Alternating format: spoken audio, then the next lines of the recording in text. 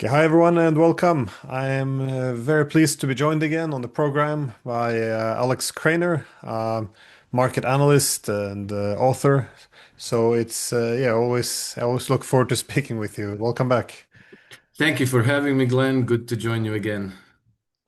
Yeah, I really wanted to speak with you regarding the negotiations taking place. That is. The United States, these negotiations we're seeing, especially with China, but also the wider world, since what the Americans call or Trump calls Liberation Day, they don't seem to be, normal negotiations. That is, America's efforts to reorganize the entire global economy seems to be, I guess, rooted in the need to radically change the geopolitical strategy as well. That is, the hegemonic order turned out to be costly. They exhausted their resources. The rising powers are collectively balancing them, and I think we reached this point now where, yeah, the U.S. is deindustrialized. It's drowning in unsustainable debt. Tech leadership is being lost. Banking dominance being lost. The reserve currency doesn't seem like it's standing, two solid feet anymore. So, I think it's reasonable to argue that they might be reaching the end of the line, especially as the rest of the world begins to look for alternatives. But what do you see Trump attempting to achieve with this? Is this some major global reset, or do you see some master plan here from the Americans? Well, I would say that Trump probably has a mission. And so far, I believe that he and his cabinet, or at least people who are loyal to him within his cabinet, are sincere about it. And I think that they've pretty much articulated that mission when they say that they regard the post-World War II global order as obsolete. And Marco Rubio even said that it is that global order is being used as a weapon against the United States. And he also said on the same occasion that the new reality are the multipolar integrations. And so, as you correctly noted, and I think as a historian you will appreciate that this is very typical that when a nation becomes the host to imperialist interests, then that nation, as a rule, and I think pretty much without exception, becomes depleted economically and militarily, and even shreds its reputation diplomatically around the world. And all this has happened to the United States. And so, of course, there are going to be interests in the United States who no longer want to play that role. And I think that Donald Trump represents these interests. Now, of course, there are also those interests who had a stake in running the global empire, who were benefiting from it, which is not the American people, not the 99%, but they are desperate to hang on to those privileges and to perpetuate the system that has granted them those privileges. So, as it usually happens, you have an internal conflict. Um, I think that Trump does want to embrace the multipolar integrations, and if you want to do that, who are your partners? Obviously, it's going to be Russia and China primarily. And so it's logical in that sense that Trump reached out to Vladimir Putin twice, that they had two long conversations, and we don't know what they talked about, but it's clear that their relationship is cordial and constructive. Trump's concern is how to sell the United States disengaging from Ukraine to the American public, to the Western public, and to arouse as little opposition from people who want the United States to continue with their commitment to the United to sorry to Ukraine. And so I think that explains maybe why Trump's policies seem as erratic and chaotic as they do because he he can't shoot straight, and I think that for political reason he cannot give away his intentions far in advance because imagine had he said from day one that he's going to make peace with Russia, he's going to start a new chapter in U.S. relations with Russia, and he's going to just let go of Ukraine and leave it to the Europeans to cope with. I think that he would have been attacked for the past 123 days that he's been in the Oval Office, nonstop 24/7 in the media and by all his enemies, not only in the United States, but also in Western Europe, in NATO, in the United Kingdom, France, and so forth. And so I think that for that reason, even though I have it on good authority that Trump is not a particularly deep thinker, but he does have street smarts. So it seems to me that his approach was to go on two tracks. He was sending General Kellogg around, London and Kiev and Brussels and Paris and so forth to meet with the American traditional allies and to give everybody the impression that that was a viable option. And on the other hand, he was sending Steve Witkoff, who is his man of confidence, to have real conversation with the Russians, with Vladimir Putin, where real information was exchanged. So I think that uh, he will have very good understanding of what the situation is, what's realistic, what's not realistic, what Russian priorities are, and where Russia's red line is are what they will not yield on. So I think that the bottom line is that uh, I believe that Trump will accommodate Russia, which doesn't mean that there will not be sanctions because that's not entirely under control of Donald Trump. That is, he could veto them if the Congress votes on these sanctions, and it looks like they might.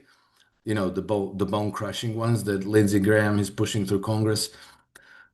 And it doesn't mean that military cooperation with Ukraine is going to stop overnight. But, I don't know what was discussed between Trump and Vladimir Putin and between Steve Witkoff and Vladimir Putin. It is, to my mind, it is entirely possible that given Russia's military advantage at the moment, given the fact that I think the kill ratio between Russian soldiers and the Ukrainian soldiers um, now is well north of 1 to 10, and it's likely closer to 1 to 20. That maybe Russians don't feel particularly pressed about the United States stopping giving uh, ammunition and weaponry and targeting intelligence to the Ukrainians because so long as they have that support, they will carry on fighting, and the Russians are going to carry on destroying them, which has been one of the four major goals of the Russians when they started the special military operation, you know, namely denazifying and demilitarizing Russia. So I think that from that point on, from that point of view, the things are that there has been a real change, of course, in U.S. policy, and I think that it's a much better change of much better course because what the Biden administration was doing, whoever was behind it, was really pushing us towards World War II between two nuclear powers. So I think everybody in this sense at least should be supportive of what Trump is trying to accomplish. It's well, how do you see the reorganization with China though? Because again, they have to readjust with the major powers. So I get the United States having to reorganize partnership with whole approach to Russia, which means, of course, deprioritizing the Europeans, the Ukrainians. But what can they do? Well, what do they expect to achieve with the Chinese? Because after the Second World War, the United States formed some very generous trade agreements with the Western Europeans, they often point this out, but this is also very correct. They wanted to, they saw it as an investment in having strong allies. Again, they wanted Western Europe to be more prosperous and look better than Eastern Europe. They wanted Western Germany to be better than Eastern Germany, South Korea to be better than North Korea. Taiwan should be the better China than, the continental China. So, but now, of course, the US are a different spot. You have these major rising powers able now to compete with the United States, and they cooperate also for collective balancing. But at the same time, you see now the United States has to shift its relationship to its partners. It can't be as generous as it was in the past. And I think this is why you saw Trump withdraw under his first administration from like NAFTA, the Trans-Pacific Partnership. It was very ideal. The US got to write the trade rules and get a privileged position. But the main concern was that the allies were extracting the economic and competitiveness and industrial might from the United States. So yeah, you disappeared there for a second. I might say. Well, It I sounds was like gonna say, well, here's my point. The United States, they see the need to contain China, to have other countries cut their ties with the Chinese. But they're doing this at the same time as they're reorganizing the relationship with their allies to become more extractive. So, you're threatening the Taiwanese and the Japanese at the same time as you want them to step up the containment of China. There's a lot of contradictions here. How do you, yeah, how do you see the Trump administration, maneuvering this? Well, I'm going to have to guess because I don't know, and I don't know that many people actually do know. I think again, in light of the fact that Trump wants to change the approach to U.S. policy, from being the global hegemon to being simply another power that's approaching the global multipolar integration as an equal. That in that sense, it would make sense to be a partner with China, to be constructive in his relations with China. And we know little about this, but I do remember that a few weeks ago, Trump gave one of his sit-down press conferences in which he said, "I have a very good relation with Xi, and we speak a lot." That's what he said. Now, whether he's telling the truth or not, I don't know, but that's what he said. And then he also, to give himself credibility, he said, "You notice I'm not calling it a China virus anymore, right?"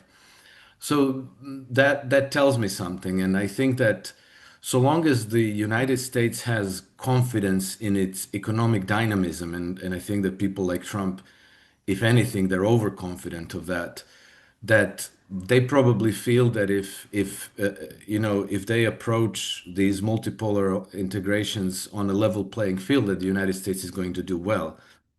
And when you speak about giving other nations generous terms, what that actually amounted to is the United States borrowing money from those nations in order to consume from them, which is a completely unsustainable position to be in. So the United States was the ultimate consuming economy in the world that was simply, hoovering up everybody else's produce and then borrowing money to do that, meaning that they're eyeballs deep in debt now, and a good chunk of that debt is external. So, obviously that approach is completely unsustainable, and there has to be a change. And even on this subject, the explicit statements out of Trump administrations were that United States want to go back to being an industrial powerhouse. I think that Trump's words exactly were that he wants the United States to become an industrial superpower. And what that tells you is that, they want to go back to producing things that they can exchange with the rest of the world, meaning, becoming an exporting country. So, I think that now that you have a very large market in the global south, because it's no longer it's no longer developing as a purely colonialist extractive economies, but now the prosperity generally is rising, and I think that last year I read that I think it was from World Bank or IMF that something like 135 million new global consumers were added uh, in the global economy. Then it does make sense to be a producing and an exporting country. If I were sitting in the White House, that would look extremely attractive to me. And then, not to mention that you have Russia as a potential partner, which is in terms of natural resources, the world's most the most the wealthiest nation. And Vladimir Putin has also been explicit that the United States is very welcome to join with Russia to develop those resources together to everybody's benefit. Um, so to me, that seems so compelling and so straightforward. It shouldn't even be controversial, except that you still have decades of entrenched thinking because since even before World War II, the United States practically became the enforcement arm of the global empire, and the empire's strategy was completely different. It was to keep the global South poor and to use their populations as cheap labor force in order to extract their resources and ship them in raw form to Western nations where they're transformed and where the trade is turned into financialized flow that, accrue, where wealth flows to Wall Street, to the city of London, and to places like Paris and Tokyo and Berlin and so forth. So that's a very, very sharp term because that's actually a discontinuity with the last 500 or 600 years of history where the West enjoyed undisputed primacy and could dictate terms, uh, terms of trade, terms of development, and everything else. And of course, it's not going to be an easy transformation. Trump has been in the Oval Office 123 days. We have to be realistic about what he can achieve in that, even in 4 years, let alone 123 days. But from everything I've seen so far, to me, it seems quite clear that this is where the administration intends to go. And I think that this is what the American people actually voted for. Yeah, well, they did this. They did vote for it actually because, and I think also, yeah, for all his flaws, the criticism of Trump, where it's often lacking is, and I tend to be one of the people who criticize his economic policies, uh, but what this criticism often neglects is that the status quo wasn't sustainable. So people do recognize that this was, as I said before, reaching the end of the line, but nonetheless. um when they criticize what he's doing, I fail to see if the status quo was an alternative either, what would be, overall a good approach.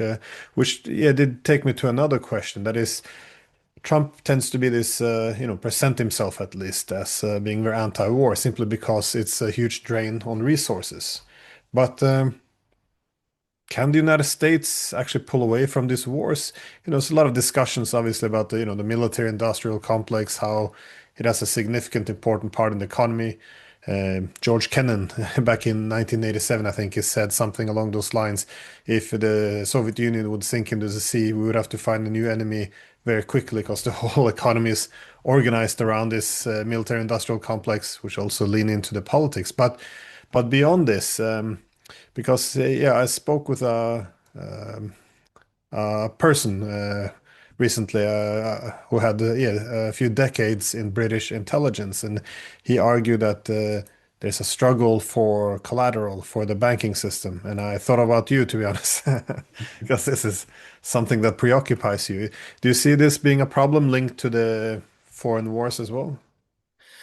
Well, the struggle for collateral, to maybe to a lesser extent than the entrenched interests that have that have, grown up around this strategy where, West just went abroad and claimed their stake for other people's resources, turned them into their own financial collateral. And because there was no opposition and there was no alternatives, they could get away with it for hundreds of years. I think that in terms of internal politics in the United States, a stronger opposition will probably come from, you know, entrenched interests like the military-industrial complex. And the military-industrial complex in the United States has been set since 1950 in such a way that, they deliberately distributed uh, various contractors all over the United States so that you had major military contractors in every important voting district so that you practically couldn't oppose them. And so that means that if you say that you're in favor of peace, that's very nice. But uh, there's very wealthy and very powerful people who are not in favor of peace, not because they like killing other people, but because it's good business for them. The more ammunition and the more planes the American military use, the more they have to uh, make new orders, and so that's extremely lucrative for a huge segment of the American economy. So, I've been trying to kind of mm, press that point across because people have to be realistic about what they can expect from Trump. So even if he's sincere, people should understand that it's not like you just come into the White House and then you say, okay, so from now on everybody has to wear white shoes in this administration, and then people will all turn up in white shoes without question. And then this week I watched an interview with Larry Johnson and Colonel Douglas McGregor on Larry Johnson's YouTube channel. And Douglas McGregor recounted his experience from the first administration under Donald Trump in 2016. And Trump brought Douglas McGregor into the administration because he wanted to extricate the United States from Afghanistan, Syria, Iraq, and Europe. And so he brought him in and he said, like, hey, how can we do this? And Douglas McGregor told him, look, you can do one of those things. You can't do all of those things. And so Trump said, okay, focus on Afghanistan. How do we get out of there? And Douglas McGregor said, well, simple. You just write an executive order. And then, okay, so they drafted an executive order. Trump really liked it and he signed it. And then all of a sudden he says all hell breaks loose. The acting defense secretary, Senate Armed Services Committee, the leading congressmen, senators, all descended upon the White House, and they were like, "We can't do this. This is crazy. This is impossible." They said, "We are, that we have allies who are with us in Afghanistan. We can't just leave them there. We have other commitments, and obviously nobody likes to mention, but there's a lot of contractors making a lot of money in Afghanistan." And so in the end, they managed to talk him out of it. He backed away from his own executive order. And at that point, he didn't give up, but he said, like, okay, so how much can we draw down? And it ended up being that they had to leave 5,000 troops in Afghanistan, and it was clear that these were the contractors, because you couldn't jeopardize the lucrative business that all these contractors had in Afghanistan. So even though he's the commander in chief, and people think that he's the most powerful man in the world, he wasn't able to push this through. So I assume that in this time around, he's probably facing similar opposition. And so I think it'll be a matter of making progress millimeter by millimeter, away from being enmeshed in all these permanent wars and towards being a peaceful economy.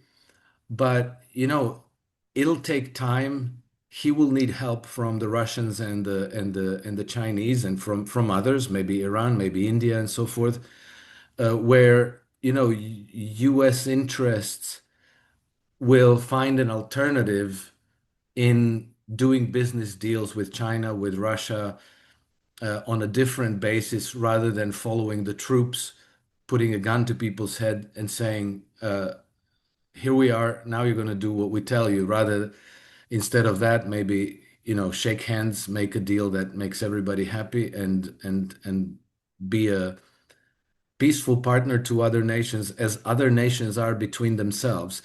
And then you also have the entrenched thinking that exists among many people in the United States, which is very unfortunate because there's this conviction that if, in order to have access to Middle Eastern oil, we have to control the region, and so therefore we have to support Israel as our, ally in that region. I don't know where the thinking comes from, but it's a complete falsehood because you can obtain those resources by simply trading for them. You don't need military bases in the Middle East. Italians have no military bases. The Swiss don't. The Norwegians don't. We all get our, we all get our oil from the Middle East when we come to the pump because, we trade for it, and the world can perfectly function on that basis. I think that this myth that it's necessary to have military bases somewhere in order to have oil and coffee and chocolate and exotic fruits is a some kind of a brain toxin that comes from the banking system. And well, why would the Chinese, do you think the Chinese Russians would seek to reorganize the relationship with the United States in such a way? Because at the moment, the pressure the United States is putting on them, you see a pushback in terms of reducing dependence on the United States. Do you expect, for example, a dollar to be able to remain as a reserve currency as it's being, weaponized to a greater extent, or um, I guess if the US will integrate into this multipolar system, it can't do it while it has these hegemonic ambitions, which it seeks to, I guess, weaken its rivals. And as long as it attempts to weaken other rising powers, they will begin to look for a way of, cutting the hegemonic instruments of America. So be it, the banking sector, the dollar. Yeah, it's uh, very, I guess, lucrative tech dominance in some areas. Um, how do you see the, I guess, affecting China? How the US is adjusting itself?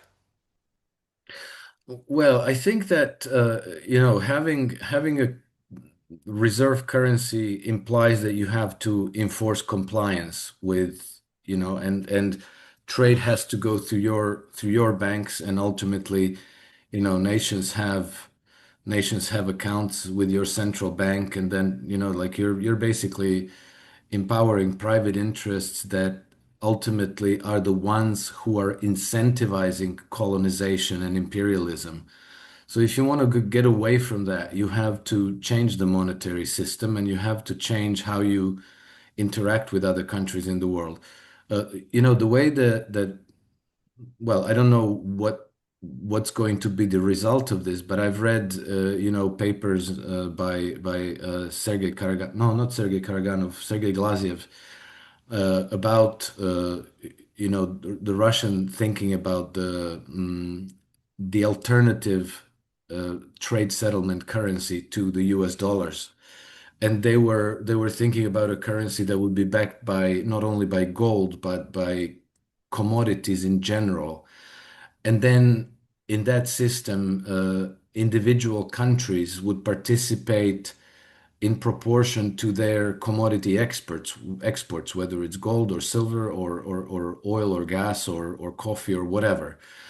And if this kind of a currency system takes shape, then there is no reason why the US dollar and the United States couldn't be part of it. And the bigger the U.S. economy, the more the bigger part of that system the United States would be. Again, it would have to be a fair system rather than a coercive system.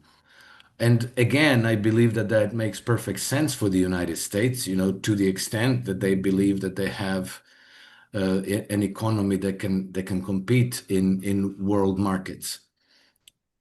And I believe that they can. The United States does have a truly remarkable economic dynamism, and entrepreneurial culture that is quite more agile than what I find in Europe.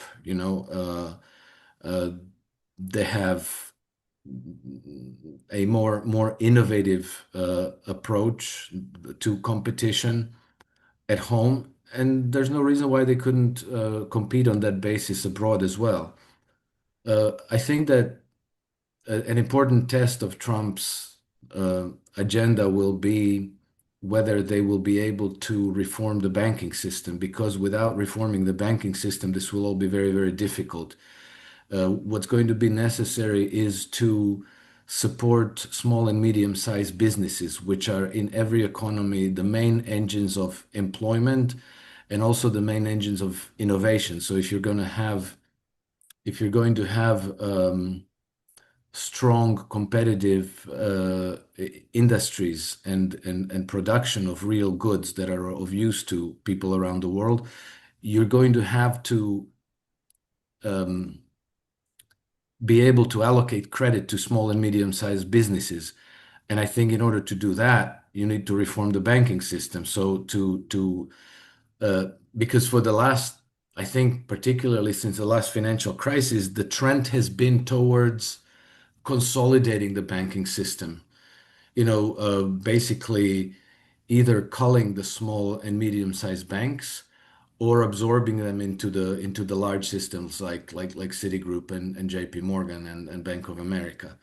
And so you're going to have to reverse that to flatten to even out the competing space, and to let small and regional and local banks thrive in order that they could support small and medium-sized businesses locally. And then, the United States, that same system can plug into the multipolar integrations exactly in the same way as any other country. And then, that's a good thing for everyone. But, the entrenched mindset and the entrenched interests today that are still vying for power to pull Trump back into being the global police force and to be permanently at war everywhere, that's going to be a long struggle. But in this global reset, what are the other main challenges? Or do you consider this a reset if you want to, or just Yeah, it is. rebooting the economy in global economy?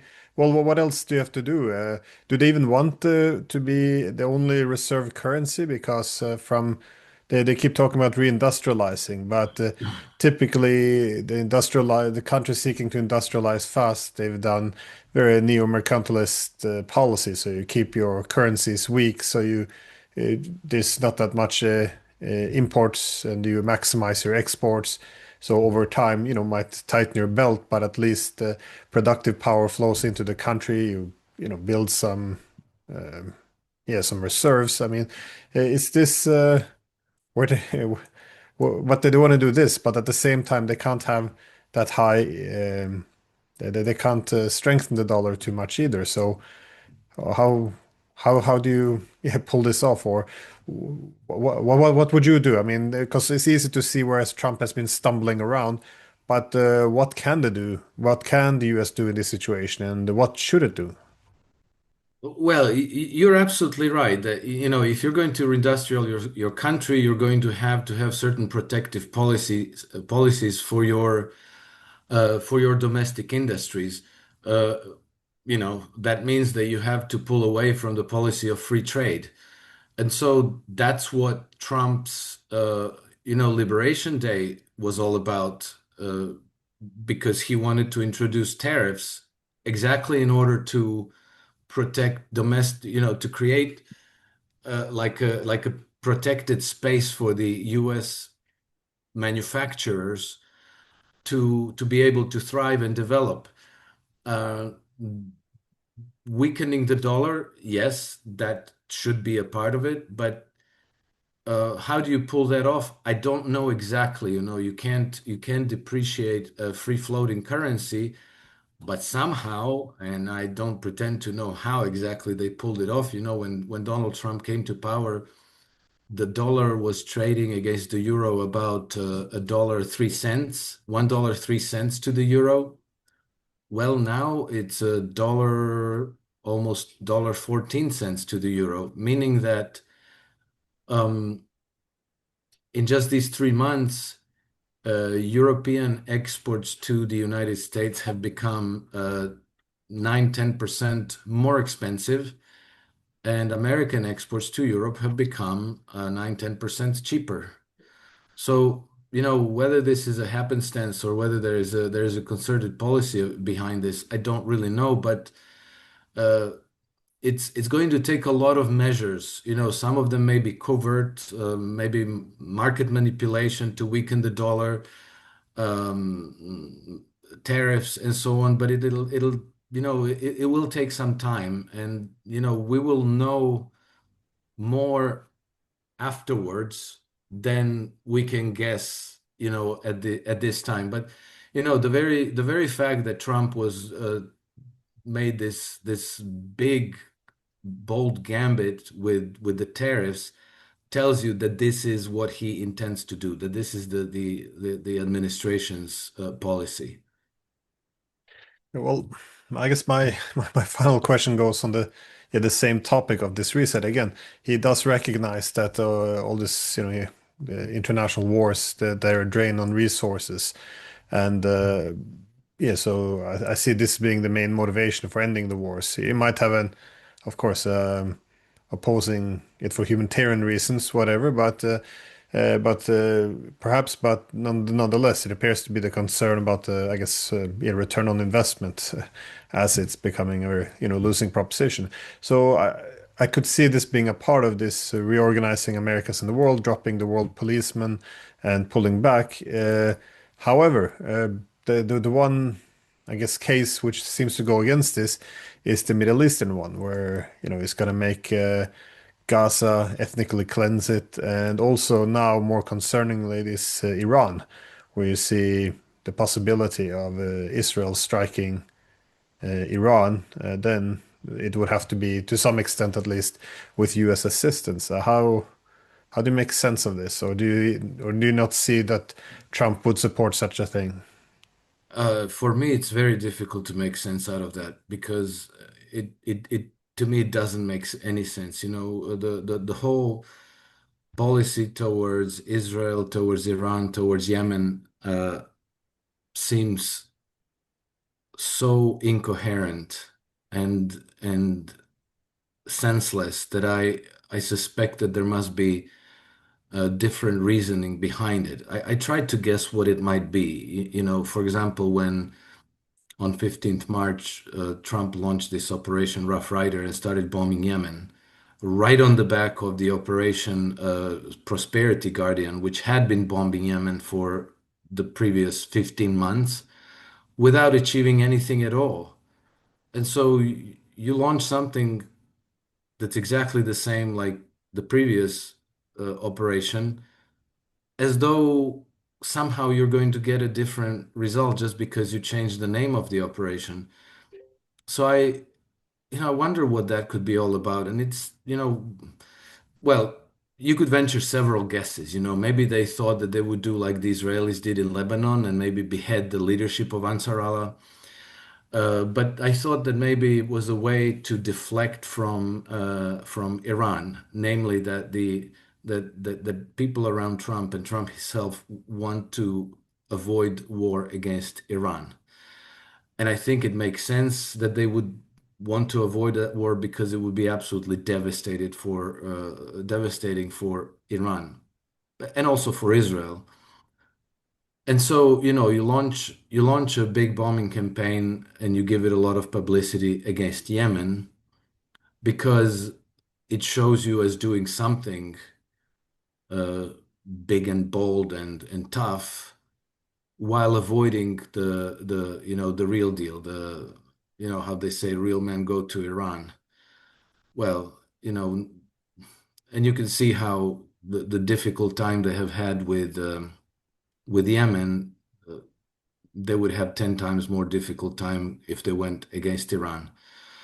Um, Well, I the heard policy, a yeah, similar explanation to this that the United States is more or less Israel running wild in the other parts of the Middle East, but yeah, almost at the condition though, of being constrained in terms of attacking Iran. But then over the past few days, you see now the possibility of an actual attack. I guess do you see it likely that Israelis will actually go through with this?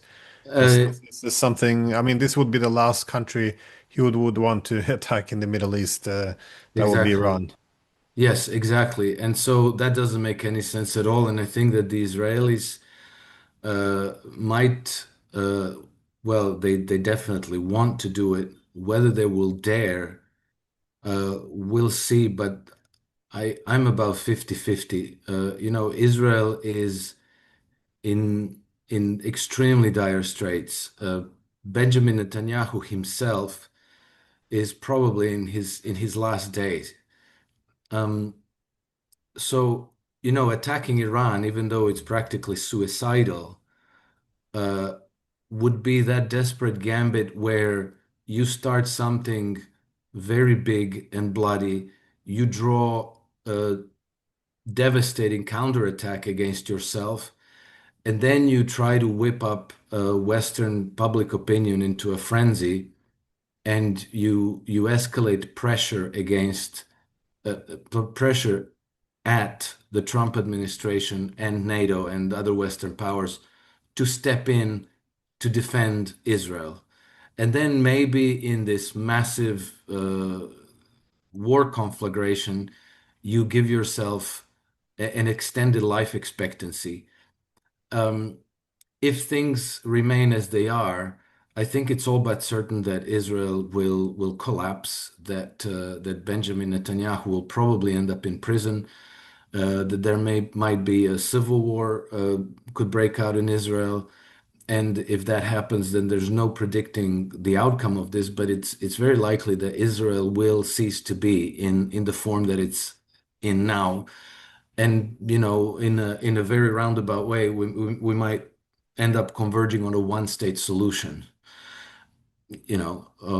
And so the Israelis are now so desperate to preempt the collapse of their own state and political system that they might do something as reckless and desperate as that. I I hope that the uh, the Russians stepping in, because the Russians have offered to mediate between Iran and the United States, that this might douse the flame to an extent, because Russians also have a certain influence over the Israelis, because more than 2 million of Israeli citizens originate from Russia.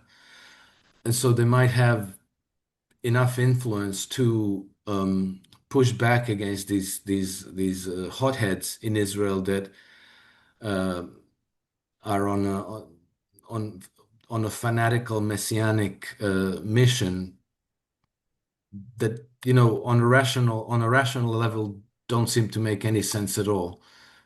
So I think it's 50-50 whether this will explode, and I really hope that the Russian mediation will help the situation as a sort of a flame retardant. Yeah, I think that could be the solution. I heard this before many times, as well as the Russians. Of course, they're involved. Well, they could supervise also this, nuclear program, which the Americans are very preoccupied with. And indeed, the Russians. are an important partner of Iran. They don't want Iran to have these weapons either. So um, Well, that means, The Iranians don't want to have those weapons either. oh no, I know. And No, they probably don't need them either because now they have these hypersonic missiles, which pretty much um, uh, make nuclear missiles obsolete. You know, gratuitous destruction for no strategic gain. Whereas, you know, with hypersonic missile, you might get the strategic advantage without the gratuitous destructions. And Iranians know that they have it, so they're very easily willing to give up the ambition of having the nuclear weapons.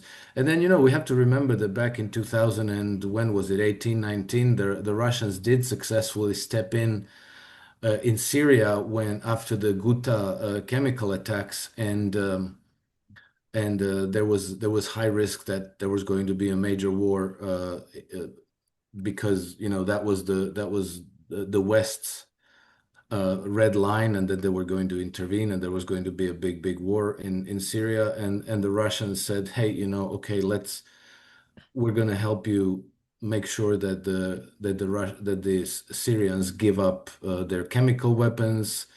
They were just, you know, whatever stocks were available were destroyed on American Navy ships.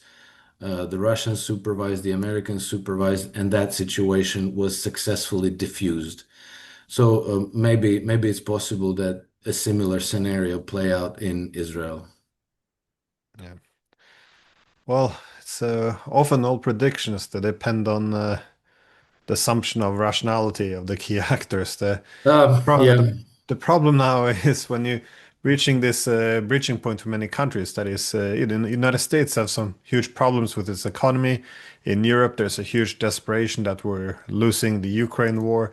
In Israel, they could face a collapse. So I think when countries are desperate, they often do foolish things. So I'm not Yes. betting on rationality that much anymore. But anyways, Alex Krainer, always great to speak with you. Thank you for your time. Thank you for having me, Glenn, and it was a pleasure. Until the next time.